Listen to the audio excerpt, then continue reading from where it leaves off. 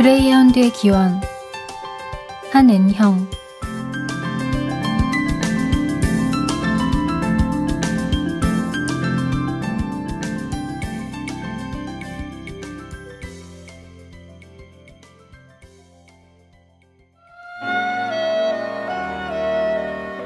하필이면 그레이하운드.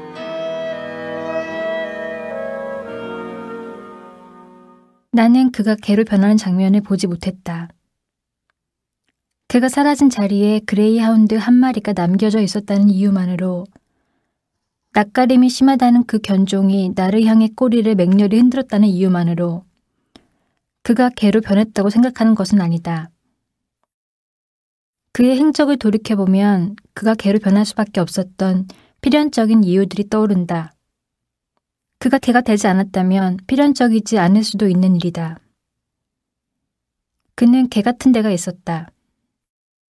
개의 헌신적인 친구를 자처하지는 않았지만 개와 인간이 함께 사는 삶에 대해 고민했고, 개의 습성으로 알려진 많은 습성들의 신실한 시천자였으며 개처럼 용맹한 동시에 비겁한 데가 있었다. 개가 되기 전 그의 이름은 기원이었다. 왜 하필이면 그레이하운드란 말인가? 라고 묻고 싶지만 나는 그를 그레이하운드와 닮았다고 생각한 적이 있다. 다리가 길고 잘 달려서만은 아니다. 중학교 때까지 육상선수였다는 말을 들은 적은 있지만 실제로 달리는 건 보지 못했다. 나는 그레이하운드에 대해 잘 알지 못했다. 그러나 그레이하운드가 사람이 된다면 기원 같은 남자일 거라고 막연히 짐작했다. 그는 점잖으면서 짓궂게 나를 놀렸다. 그레이하운드는 내가 상상할 수 있는 가장 점잖으면서 속을 알 수 없는 개였다. 기분이 좋을 때 기원의 처진 눈은 아래로 더 처졌는데 그것은 내가 아는 개들의 순종적인 표정과 닮아 있었다.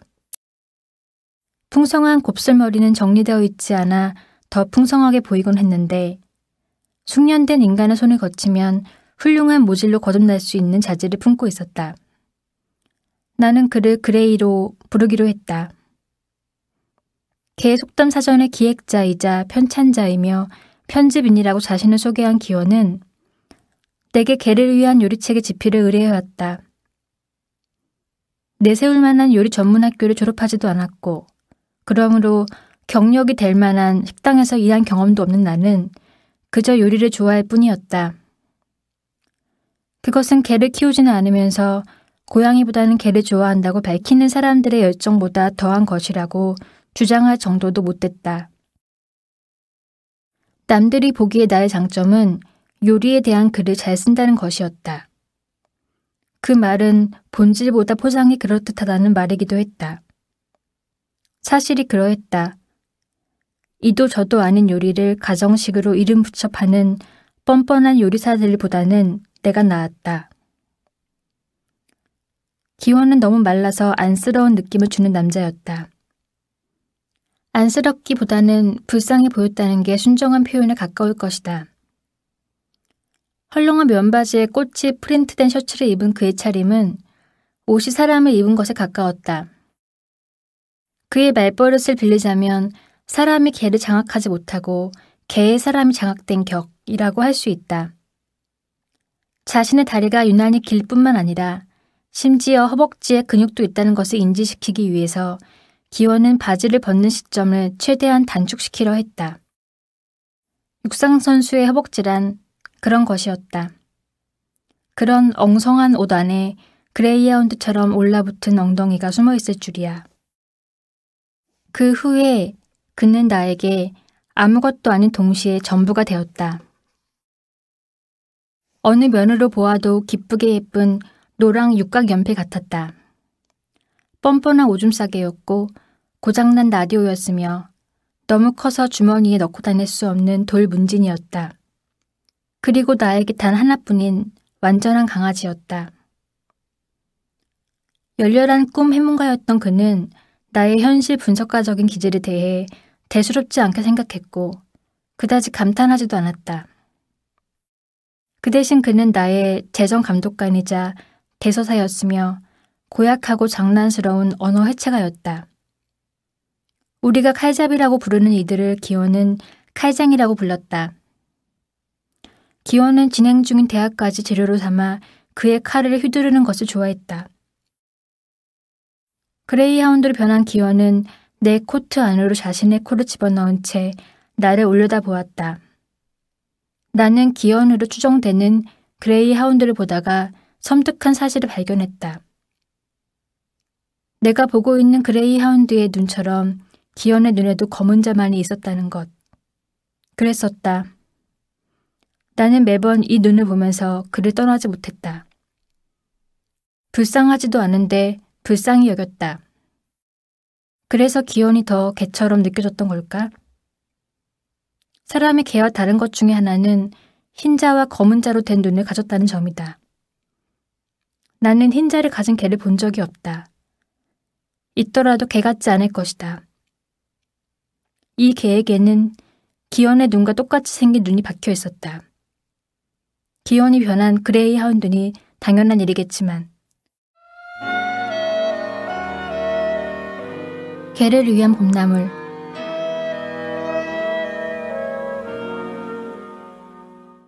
나는 뚝배기보다 장맛이라는 말을 믿지 않는다.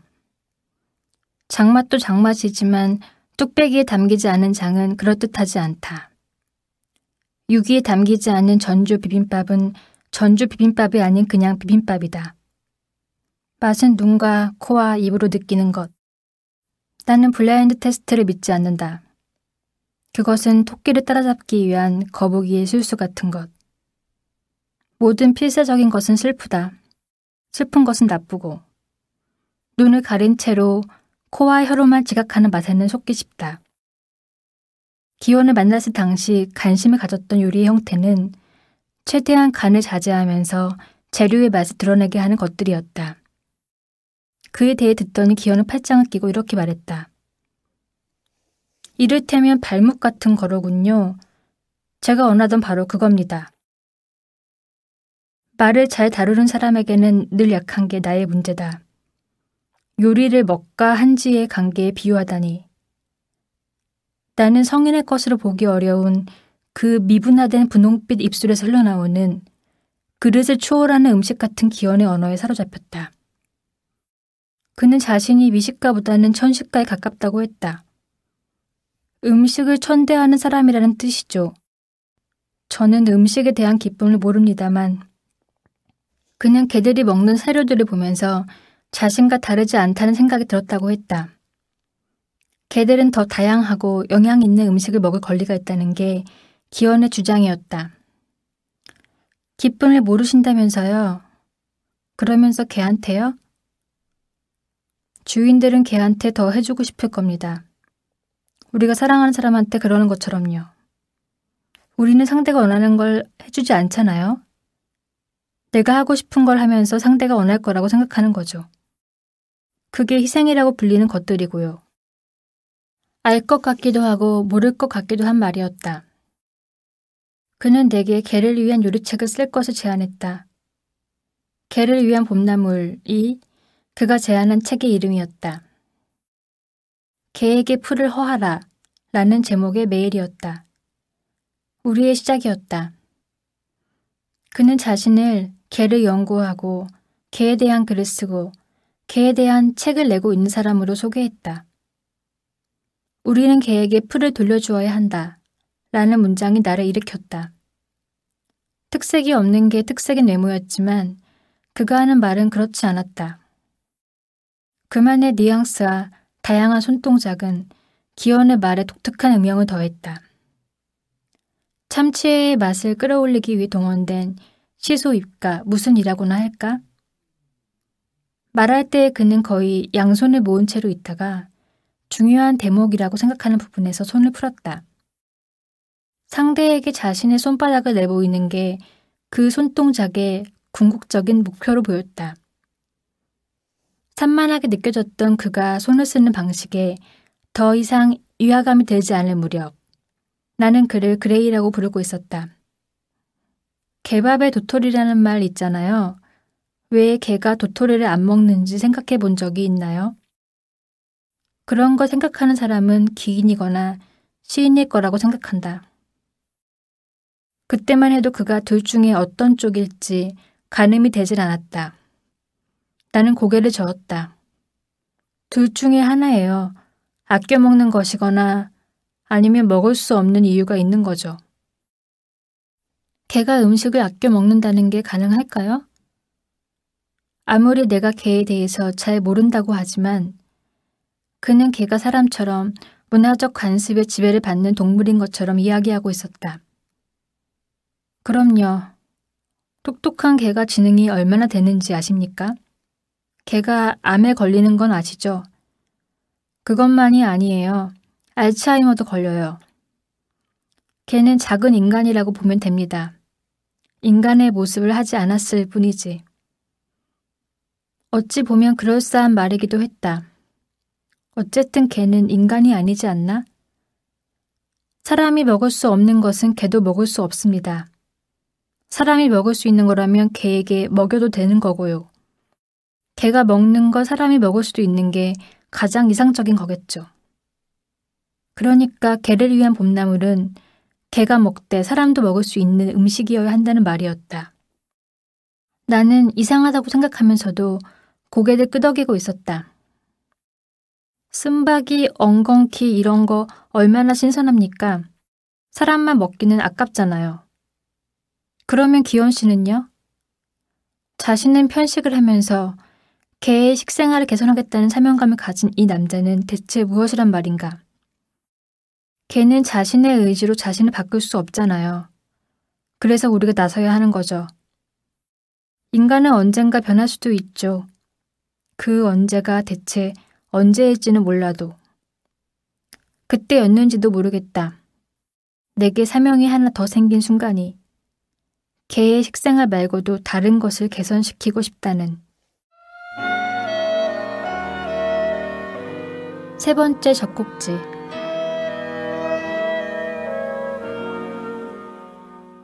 누군가를 좋아한다는 것은 그와 나 사이에 공통점을 발견하는 것이며 누군가를 사랑한다는 것은 그의 특수성을 발견하는 것이다.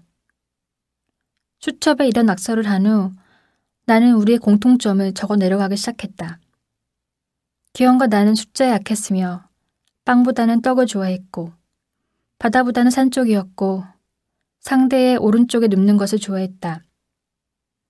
우리는 번갈아 오른쪽에 눕는 것으로 이 문제를 해결했지만 누구의 차례인지 종종 헷갈리곤 했다. 그리고 카프카를 좋아하지 않았다. 우리가 그에 대해 이야기할 수 있었던 것은 거의 유일하게 둘 다 읽은 작가였기 때문이었다. 기원은 카프카를 싫어했는데 어느 날 사람이 벌레로 변한다는 게 말이 되느냐는 게 그 이유였다. 다른 사람들은 바보인 걸까요? 나도 카프카를 좋아하진 않았지만 벌레로 변한 사람의 이름이 그레고르 잠자라는 게 좋았다. 아름다운 유선형으로 만들어진 아주 조금밖에 흔들리지 않아서 누운 사람의 그 흔들림을 알아차릴 수 없을 만큼 섬세한 세상에서 가장 안락한 요람의 이름으로 들렸다. 그레고르는 뼈대였고 잠자는 천이었다. 그레이하운드라는 그레이하운드의 이름도 그랬다. 다 바보들이라서 그래. 남들처럼 말하지 않으면 모자란 놈 취급을 받을까봐 그렇지. 그래도 그건 인정. 기원이 인정하는 것은 소송의 결말이었다. 판본에 따라 여러 번역문이 있었지만 개각군이라는 어감으로 읽어야 한다는 것이 그의 견해였다. 그 결말은 말이야 한때 내가 쓰고 싶었던 것이기도 해. 그때만 해도 나는 그를 개 속담 사전의 기획자이자 편찬자이며 편집인으로 알고 있었지만 한때는 소설을 썼다고도 했다. 그는 출판사의 사장이자 유일한 직원이기도 했는데 출판된 책은 모두 10권 남짓이었다. 개각군이라는 말은 다르게 읽혀야 해. 그걸 족같다라고 생각하는 건 시대착오적이야. 시간이 흘려도 남는 작품은 운이 좋아야 하는 거야. 다음 시대 사람들이 어떤 작품들을 좋아할지 어떻게 알 수 있겠어. 넌 알겠니? 기원은 현재의 행복과 평안만을 믿는 쪽이었다. 그가 중시하는 것은 작품보다는 물건이었고 평가보다는 시장이었다. 나란히 진행되고 있는 개를 위한 봄나물과 개 속던 사전은 필히 시장에서 팔리는 물건이 되어야 한다는 말이기도 했다. 우리의 작업에 방해가 될 만한 것은 없어 보였다. 가끔씩 드러나는 기원에 문학적이라고 해야 할지 이상적이라고 해야 할지 하는 야심만 없다면. 그는 대부분의 시인들을 무시했는데 하루 종일 시만 생각하면서 방바닥에 누워서 별을 세고 있는 사람들이라고 했다. 그렇다고 돈을 버는 시인들을 높게 평가하는 것은 아니었다. 그 중에서도 기원이 특히 경멸하는 것은 땡땡 출판사에서가 아니라면 시집을 내지 않겠어 라고 말하는 시인들이었다. 그에게도 그런 말을 했던 시절이 있었던 것이다. 흔적으로 남은 과거였지만 꼭 그렇다고 할 수도 없었다. 이를테면 기원의 세 번째 젖꼭지 같았다. 정말 그것은 젖꼭지였다. 일단 위치가 절묘했다. 노트 위에 찍힌 점이라고 생각하고 젖꼭지 양쪽을 가상의 선으로 잇는다면 꼭 그 가상의 선을 정확히 이분한 지점의 수직선상에 그것이 있었다. 그러니까 세 개의 젖꼭지는 가상의 역삼각형을 만들어냈다. 세 번째 것은 유두만 없을 뿐 본래의 그것들보다 우월했다. 크기에서도 그랬고 냄새에서도 그랬다. 체액을 분비한다는 젖꼭지의 근본적인 역할에도 모자람이 없었다. 기원은 내가 그것을 만지거나 쳐다보는 것에도 강한 거부감을 나타냈으므로 감히 그것을 빨 수는 없었다. 차라리 자신의 엉덩이 사이에 숨어있는 파달만한 점을 만지라고 했다. 목덜미에서 빗장뼈로, 빗장뼈에서 젖꼭지로 진출할 수는 있어도 젖꼭지에서 세 번째 젖꼭지로 가는 길은 번번이 가로막혔다. 나는 그것을 띵동이라 불렀다. 그것은 은밀하고도 매혹적인 버튼이었다. 띵동을 공들여 만지면 기원은 내가 상상할 수 없는 다른 생물체나 우월한 무엇으로 변신할 것만 같았다. 혹은 옷에서 떨어질까 노심초사하는 예쁘고 귀한 포셀린 단추 같기도 했다. 띵동의 존재를 이해할수록 기원의 몸은 내게 특별해졌고 그는 대체 불가능한 남자가 되었다. 그가 그것을 제거하고 나타났을 때 나는 최선을 다해 절망했다. 없애기만 해봐 라는 말을 몇 번이나 했었는데 내가 좋아하는 기원의 냄새까지 사라졌다. 그에게는 고소하고 달큼한 냄새가 났었다. 콧구멍을 쳐들고 킁킁 대봐도 그 냄새는 없었다. 어깨를 늘어뜨린 내게 그는 위로하듯 이렇게 말했다. 걱정하지 마. 완전히 제거한 것은 아니니까. 뿌리가 있으니 다시 자라날 거야. 주인이 아끼는 나무의 윗동을 자른 무례한 정원사의 말투였다. 띵동은 자라날 것이다. 하지만 나는 그것이 자란 줄 알 수 없을 것이다. 기원은 띵동이 자라난 적이 없는 것처럼 보이게 할 테니. 왜 술을 마시면 사람들은 개가 되는 걸까? 그레이하운드로 변해버린 기원을 보면서 나는 무엇이 어디서부터 잘못된 건지 생각해본다. 그는 술을 거절하지 못했고 그러다 보면 지나치게 많이 먹곤 했으며 종종 오줌을 쌌다. 술을 거절하지 못하는 게 그만의 문제가 아닐 것이며 먹다 보면 자신의 능력보다 과하게 마시게 되는 것 또한 어디에서나 자주 벌어지는 일일 테지만 바지에 그냥 오줌을 싸버리는 성인 남자가 흔하지 않다는 것만은 알고 있다. 저 멀리에서 눈을 반쯤 뜬 채로 어기적거리고 걸어오는 기원을 볼 때면 나는 빗살이 망가진 우산이 되어버린 기분이었다. 웃는 것도 우는 것도 아니면서 자조인지 비탄인지 모를 표정을 짓는 스스로도 자신의 연기를 한심하게 여기는 배우가 된 것 같기도 했다. 내가 할 수 있는 일은 바지를 벗기는 것뿐이었다. 그럴 때 그는 무방비 상태의 어린아이였으므로 꾸중을 할 수 없었다. 기원은 술을 깨고 나서도 아몬드의 모서리처럼 당당했다. 그는 오줌 싸는 버릇을 부끄러워한 적이 없다. 오줌 멀리 싸기 대회에서 우승한 대가로 아무 때나 바지에 오줌을 쌀 수 있는 특별 허가증을 받은 챔피언이라도 되는 것처럼. 아마도 그의 부모는 기원에게 한 번도 그런 문제로 야단을 친 적이 없을 것이다. 어린 기원이 야단을 칠 수 없을 정도로 두부처럼 귀여운 것도 문제였겠지만 잘못한 것이 없다는 태연한 태도가 그의 부모를 혼란에 빠지게 하지 않았을까? 또 오줌 싼 거야? 술에 취한 그가 새벽에 전화를 걸어올 때면 언제부턴가 나는 이 말부터 했다. 마음껏 혼낼 수 있는 권력을 타조털 먼지떨이처럼 휘둘렀다. 아니거든. 진짜야? 또 눈 감고 어기적대고 걷고 있는 거 아니야? 라고 엄하게 말하면 오줌은 아무 때나 싸는 게 아니거든. 이렇게 말했다. 그는 종종 피를 흘리거나 살이 패이기도 했다. 문제는 그렇게 된 이유를 기원 자신이 모른다는 것이었다. 내가 아는 것은 술이 그의 잘 관리되고 있던 호전성과 공격성을 깨우기도 한다는 것 정도였다. 택시기사와 싸우기도 했고 쓰레기를 버리는 사람을 훈계하기도 했다. 평소에 기원은 양순한 남자였지만 술을 마시면 거칠어지고 또 때로는 음란해졌다. 이럴 때면 오줌을 쌌을 때와 달리 나는 기원을 매섭게 노려보았다. 술을 마시느라 연락이 안 되었던 시간들에 대한 불만까지 모두 더해 그를 야단쳤다. 기원은 안 그래도 처진 눈을 더 아래로 잡아당겼다. 나는 그가 술자리에 있을 때면 전화를 하지 않기 위해 안간힘을 썼고 또 썼다. 계속 참다 보면 그가 크게 다쳤거나 죽었을지도 모르겠다는 생각이 들었고 죽는 것보다는 병신이 되어주기를 바랐다. 늘 오줌을 싸게 된 그가 늘 당당할 수 있을지 보고 싶었다. 내 상상 속에서 기원은 피를 흘리며 웃고 있거나 다리가 부러진 채로 오줌을 싸고 있었다. 대부분 나는 기원보다 빨리 취해버리는 편이어서 그가 변해가는 모습을 관찰하려는 시도는 번번이 어그러졌다. 나는 알아야 했다. 대체 오줌은 어떻게 싸게 되는 건지, 그렇게까지 되려면 그 전에는 어떤 일들을 저지르는 건지.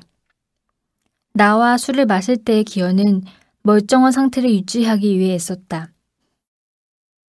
내 오랜 시도가 마침내 성공해 나는 그가 취해가는 모습을 볼 수 있었다. 그는 지나치게 정상적이었고 말짱했다. 그렇다고 주장했다. 그런 말을 할수록 크지 않은 눈을 크게 떴지만 곧 눈동자의 초점이 흐려졌다. 괜찮아 괜찮아 안 취했어. 이거나 걱정 마 나 멀쩡해 를 번갈아 말하면서. 내가 보고 싶었던 것은 그의 맨 얼굴이었다. 그에 따르면 평소에 기원이 하는 어설픈 행동들은 면밀히 연출된 결과였다. 오랫동안 연기를 해서 이제는 자신의 습성인지 연기인지 헷갈리는 게 있을 정도라 했다. 정말이지 그는 어설픈 데가 있어서 사람들은 그의 행동들을 보고 기가 막히다는 듯 웃을 때가 많았다. 이것들은 대개 기원에 대한 호감으로 이어졌다. 어떻게 하면 어설플 수 있는데? 안 어설퍼야 어설플 수 있어.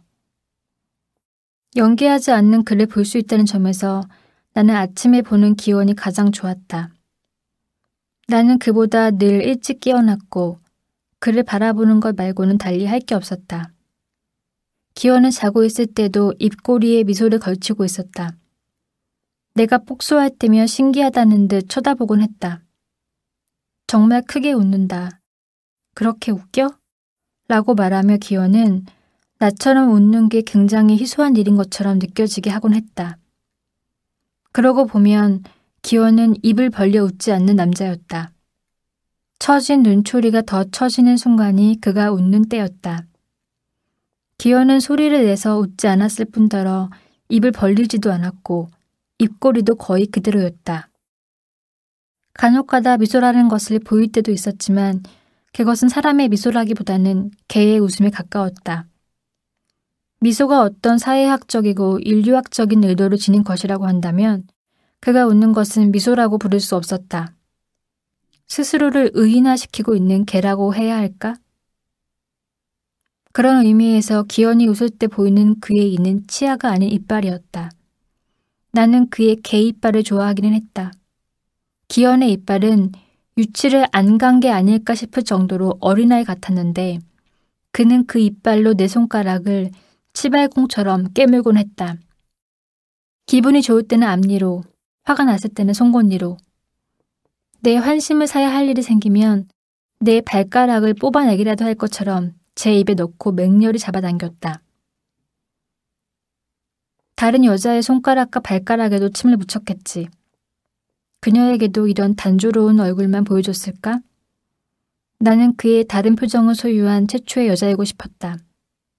기쁨, 슬픔, 짜증, 분노, 갈망, 당황, 증오, 환희, 즐거움, 의심, 놀람, 유쾌함, 억울함, 지루함, 고통, 평온, 각오, 황당, 적의, 반가움, 그리움, 외로움을 알아차릴 수 있는 얼굴들을. 그렇다면 그의 결핍을 알게 될 것 같았고 그것을 채우는 일은 나만이 할 수 있게 될 테니. 화장실에 다녀왔을 때 기현의 자리는 비어 있었다. 기현은 올 것이었다. 그에게 나를 두고 먼저 가버리는 대먹지 못한 습관은 없었다. 내가 자신에게서 사라지지 않는다면 자신이 사라지는 일은 없을 거라고 맹세했다. 나는 어디로 가야 할지 알 수 없었다. 회색빛의 그레이하운드가 내게로 걸어왔다. 토사물과 쓰레기들을 유유히 피하면서. 개답지 않은 개처럼 생겼다고 생각하며 나는 걸었다. 그레이하운드는 내 반 발자국 뒤에서 나를 따라왔다. 밤공기를 가르는 꼬리 소리가 들리는 것 같았다. 내가 뒤돌아보자 방향을 달리해 제가 앞장서 걷기 시작했다. 우리 집 쪽을 향해. 그러더니 그레이하운드는 나를 다시 앞장 세우고 내 뒤에 섰다. 그것은 오줌을 싸며 걷고 있었다. 내가 알기로 개들은 걸으면서 오줌을 누지 않는다. 그들은 오줌 눌 장소를 물색하고 한쪽 다리를 높게 든 채로 표적을 향해 오줌을 눈다. 걸으면서 오줌을 쌀 수 있다니. 이게는 분명 기현이었다. 개의 영혼은 꼬리에.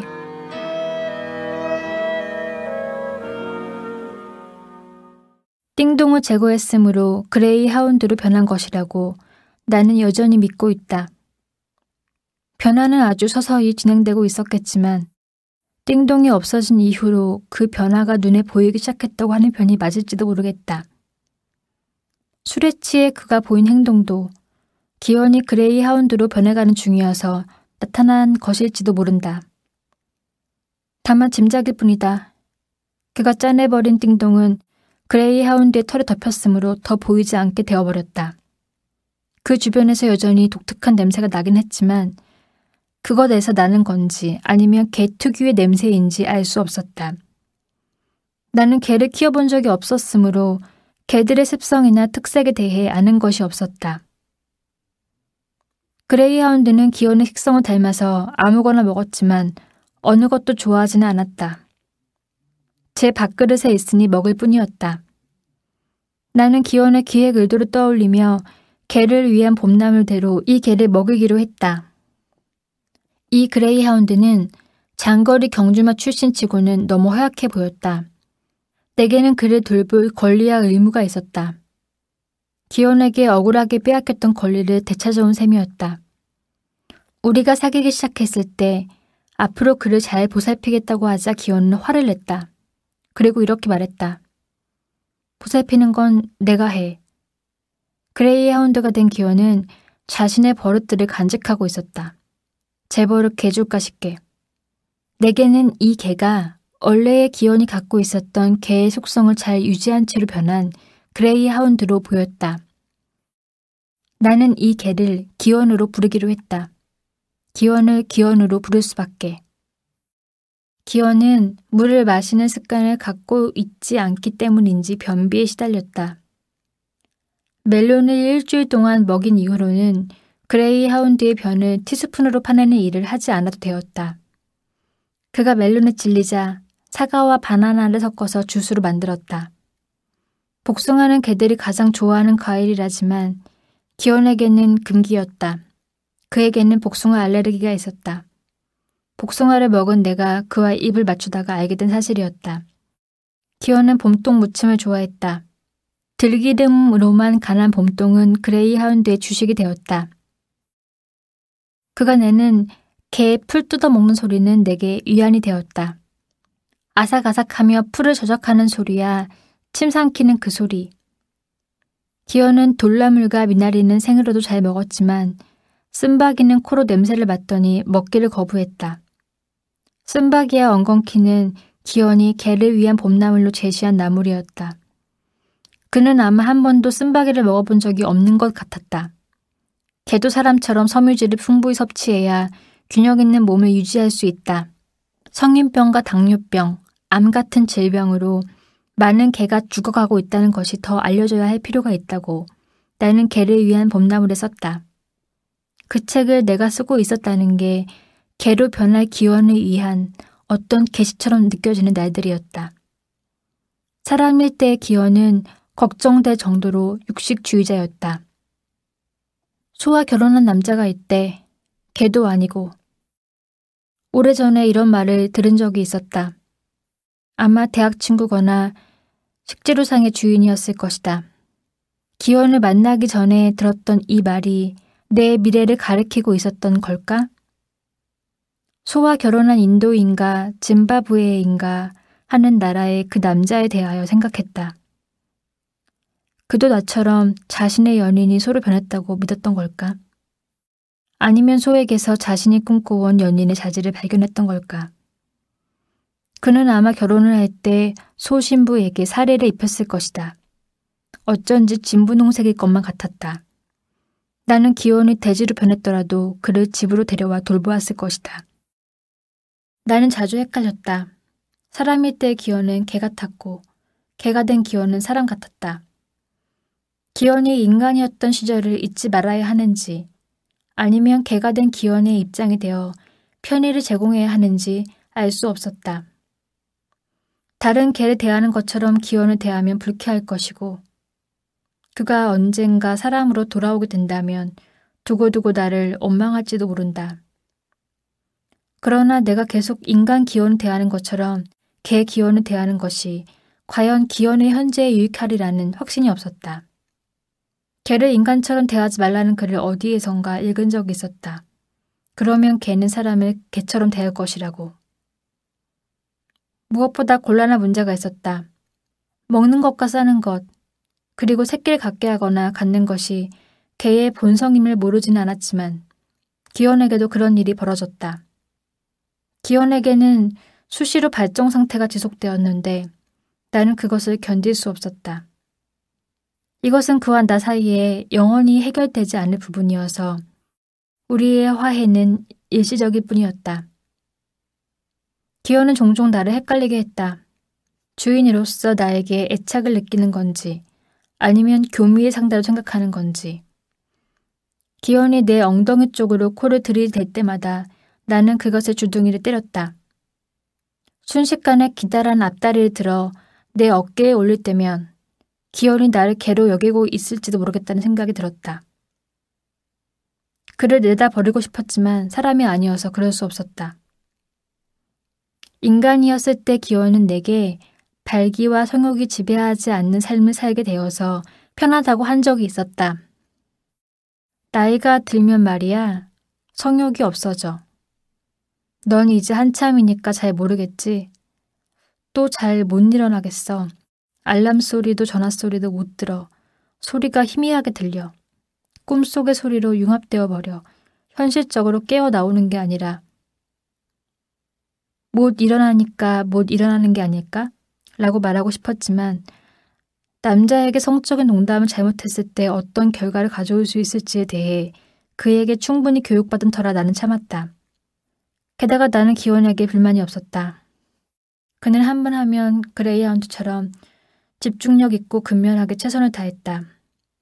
최선을 다한다고 해서 결과가 늘 좋다고는 말할 수 없지만 나는 그가 내 위에서 흘린 무수한 땀방울들을 존중한다. 어쨌든 기원의 부드러운 기관에 변화가 생긴 것이다. 그레이하운드 기원은 작건 크건 뚱뚱하건 날씬하건 다리가 짧건 길건 털빛이 곱건 그렇지 않건 간에 암컷을 보면 자동 반사적으로 굳건해졌다. 심지어 그것은 인간 기원의 그것보다 더 커 보였다. 기원은 정말 개가 된 것이었다. 암컷에 대한 섬세한 취향 따위는 전혀 갖고 있지 않은 생식이 우선인 동물이 내 앞에 있었다. 그럴 때 그레이하운드는 내가 안 보이는 곳으로 가고 싶어 했으므로 수시로 집 밖으로 뛰쳐나갔다. 내가 자신의 상태를 보고 있다는 것을 견딜 수 없어 했고 동시에 내가 안 보는 곳에서 무슨 일인가 벌이고 싶어 했다. 내가 알 수 없는 일이 가장 두려웠다. 그럴 때마다 어미가 다른 강아지들이 한 마리씩 잉태되고 있을지도 몰랐다. 내가 그토록 신성하게 원했던 일이 천하게 무시로 행해지고 있는 것이다. 그 개는 하루나 반나절 만에 집으로 돌아왔다.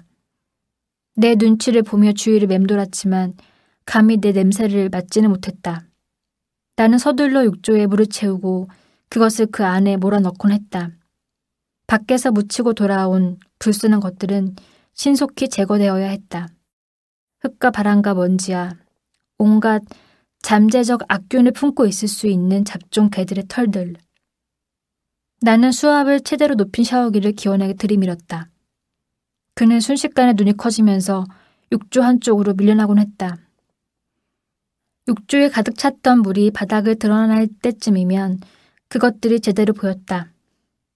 갈색, 검정색, 회색, 흰색이 섞여 있었고 가끔은 요상한 분홍색도 있었다. 이 바이러스의 숙주들은 회오리처럼 빙글빙글 돌았다. 우리에게도 종종 평화가 찾아오기도 했다. 출분 이후의 기원은 온순했으며 소파에서 늘어져 잠자는 것을 좋아했다. 그는 내가 자기 전에 잠들었고 내가 일어났을 때도 자고 있었다. 그것이 길고 탄력 있는 꼬리를 채찍처럼 휘두를 때 나는 띵동을 보고 있을 때의 기분이 되었다. 꼬리를 좌우로 낮게 흔들 때는 기분이 좋은 것이었고 높이 올릴 때는 화났다고 경고하는 것이었다. 꼬리를 얻기 위해 그레이하운드가 되었다고 해도 될 정도로 기원은 꼬리를 사랑했고 나 또한 그가 꼬리에 쏟는 사랑을 납득할 수 있을 만큼 꼬리는 근사했다. 개는 꼬리에 영혼이 있고 말은 귀에 영혼이 있다고 한 몽골인들의 말이 그럴싸하게 여겨졌다. 꼬리가 있고 없는 것으로 개와 인간은 나눌 수 있다면 어쩌면 개는 인간보다 우월한 종으로 보였다. 기원의 꼬리는 철저히 그의 쾌락을 위해 존재하는 것 같았다. 개들이 꼬리를 흔드는 것은 주인에게 잘 보이거나 충성심을 증명하기 위해서가 아님을 나는 그의 꼬리를 보면서 알 수 있었다. 아는 것과 이해하는 것은 별개였다. 나는 그 꼬리를 보며 화가 났다. 그의 쾌락은 왜 자신만을 위해서 사용되어야 하는지 그의 이기심에 코웃음이 났다. 기원에게서 인간에게 정신병이 생긴 것은 꼬리가 잘린 이후라는 이야기를 들은 적이 있었다. 이 말은 그럴듯하기도 하고 그렇지 않기도 했는데 내가 기원의 꼬리를 열렬히 부러워했다는 점에서 그렇고 그렇게나 멋진 꼬리를 가지고 있는 기원이 그럼에도 불구하고 우울을 달고 살았다는 점에서 그렇지 않았다. 개가 된 기원은 우울을 안고 살았다. 발정하거나 꼬리를 흔들지 않을 때의 기원은 모든 것이 지겹고 괴로워서 계속하고 싶지 않다는 표정을 지었다. 인간이었던 기원을 흉내내고 있는 것 같기도 했지만 그렇다고 만도할 수 없었다. 어떻게 그 대단한 꼬리가 잘렸는지는 지금도 모르겠다. 기억나는 것은 내가 기원에게 술을 먹였다는 것이었다. 그것도 아주 많이. 그레이하운드가 되기 전에 기원이 좋아하던 맥주와 멸치를 먹였다. 개에게 짠 것이 안 좋다는 것을 알았지만 그가 미웠다. 그에게 그 정도쯤의 일탈을 허용할 권리도 내게 있었다. 술을 마시고 나서 기원이 그레이하운드가 되었으므로 그레이하운드에게 술을 먹이면 다시 기원이 될지도 모른다는 생각을 했었다. 나는 기원이 인간이 되어야만 비로소 그와 헤어질 수 있을 것 같았다. 그레이하운드도 취했고 나는 더 취했고 우리는 우리에게 어떤 일이 있었는지 모른다. 잠에서 깼을 때 그레이하운드는 사라지고 없었다. 갈색으로 말라붙은 피가 문 쪽을 향해 엎어져 있었다. 그리고 꼬리가 있었다. 기어는 까만 눈으로 자신의 꼬리를 쳐다보며 신음하고 있었다. 아픔을 호소한다기보다는 자신의 꼬리로 했던 유희들을 더 이상 할 수 없다는 사실을 애도하고 있는 것처럼 보였다. 나는 정말 그것을 본 것이었을까? 집을 나간 그레이하운드는 다시 돌아오지 않았다. 그는 나와의 약속을 2번이나 어겼다. 기현의 그레이하운드.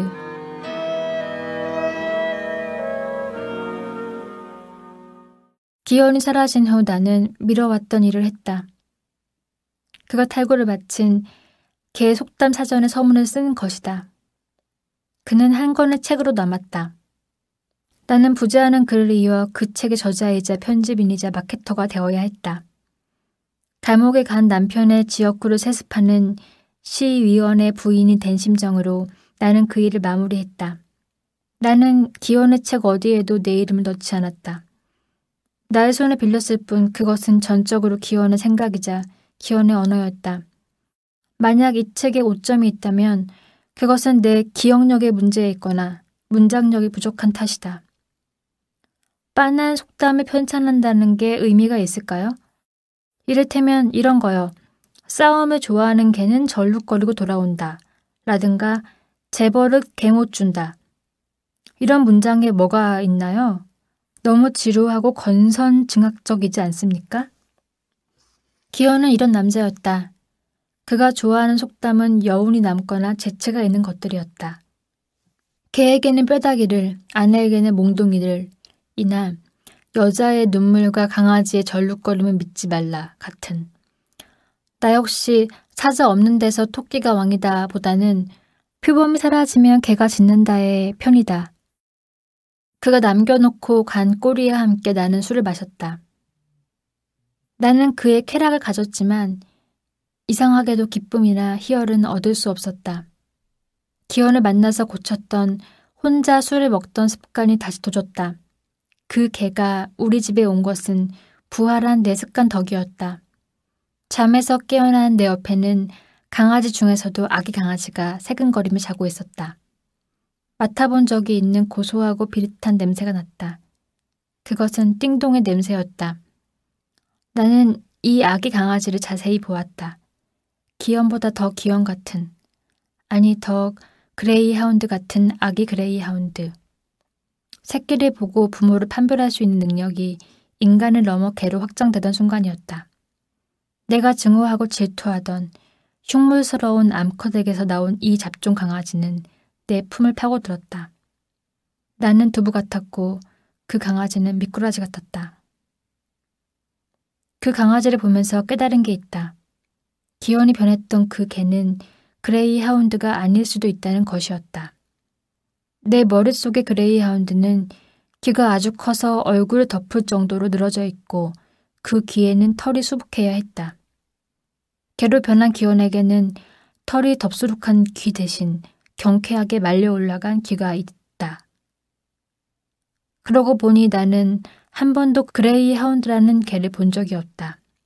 정확히 말하면 그레이하운드라는 견종을 좋아하지만 실제의 그레이하운드가 아닌 내가 상상하는 그레이하운드를 좋아한 것이었다.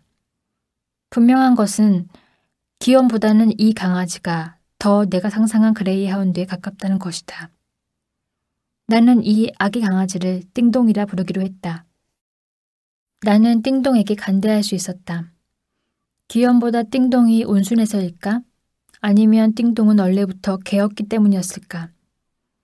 우리에게는 별다른 갈등이 없었다. 띵동은 나를 따랐고 나는 띵동에게 부모가 되어 주었다. 그에게 저지를 물릴 수 없다는 게 애석했다. 나는 기현의 띵동을 입에 물고는 생각했던 것이다. 기현과 나 사이에서 난 아이가 내 젖꼭지를 물고 나는 기현의 그것을 이빨로 자근자근 씹는 새쌍의 조촐한 마트로시카를. 나는 아마 영원히 알 수 없을 것이다. 기현을 닮은 아이가 내 젖꼭지를 입에 물 때 그 아이에게서 기원의 습성을 발견할 수 있을지, 그렇다면 어떤 기분일지. 개가 된 기원은 내게 배를 보여준 적이 없다. 띵동은 수시로 내게 참외 속처럼 하얀 제 배를 내밀며 쓰다듬어 줄 것을 권유했다. 이것이 띵동의 거의 유일한 의견 표명이라고 봐도 좋았다. 띵동은 기원처럼 온 힘을 다해 자신을 주장하지 않았다. 나는 기원을 키우면서 개에게도 의지가 있으며 사람이 원하는 대로 바꿀 수는 없다는 것을 알았다. 훈련으로 모든 것을 할 수는 없다. 우리가 스스로를 바꿀 수 없듯 개를 바꾸는 것은 간단한 일이 아니다.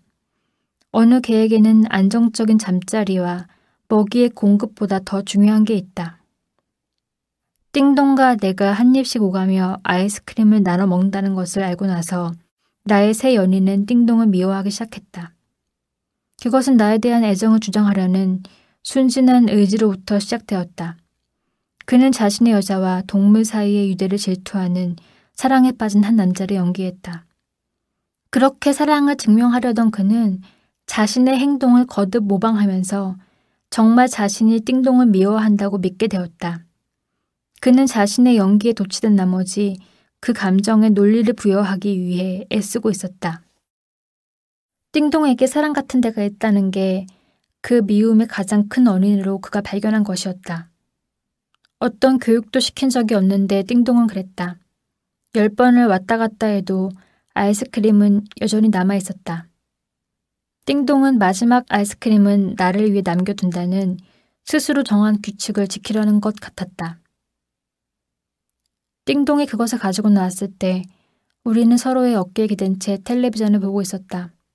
봐도 그만이고 안 봐도 그만이지만 안 보면 조금은 궁금할 그런 드라마였다.